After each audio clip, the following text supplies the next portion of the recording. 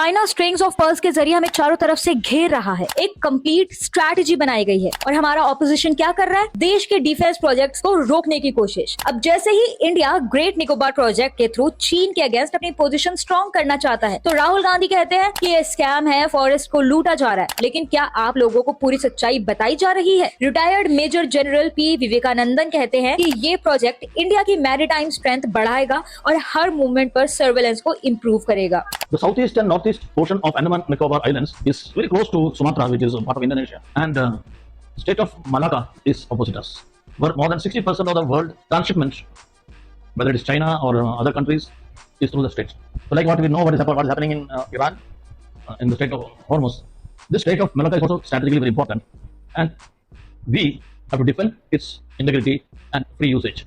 Retired major general Arvind Bhatia बताते हैं कि मलक्का स्ट्रेट, जहां से दुनिया का 30% ट्रेड गुजरता है, अगर इंडिया वहां स्ट्रांग हुआ तो पूरा गेम बदल जाएगा। जो स्ट्रेट ऑफ मलक्का का जो हुन जिंताओ ने, चाइना ने बोला था मलिका डायलेमा, उससे बस खाली 100 किलोमीटर दूर ये है, तो बहुत स्ट्रेटेजिक इंपॉर्टेंस इसकी होती है। और यहाँ पर डेवलपमेंट करना, यहाँ पर अपना प्रेजेंस दिखाना, यहाँ पर अपनी मिलिट्री और इंफ्रास्ट्रक्चर डेवलपमेंट करना बहुत ही ज्यादा अहम हो जाता है। और former DG BRO Rajiv Chaudhary ये साफ कहते हैं कि एनजीटी क्लियरेंस के बाद ही ये प्रोजेक्ट अप्रूव हुआ है।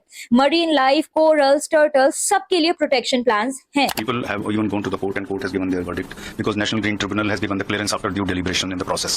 This region is being neglected over last since independence, and now we are going into strengthening our strategic and economic hub there at Great Nicobar, which is going to be it's a essentiality. It's a compulsive essential project which has been in fact delayed for a very long time. No, you can't permit China to come in Gwadar or come in Hambantota or Chittagong and you don't do anything. You are sitting quiet in Port Blair, and this island chain extends up to Malacca Strait, and we are vulnerable from any aggression by this string of pearls if that is the greater sense of China. So we have to develop our things also strategically and economically. अब असली सवाल ये है कि क्या ये forest versus development है या फिर India versus China strategic game?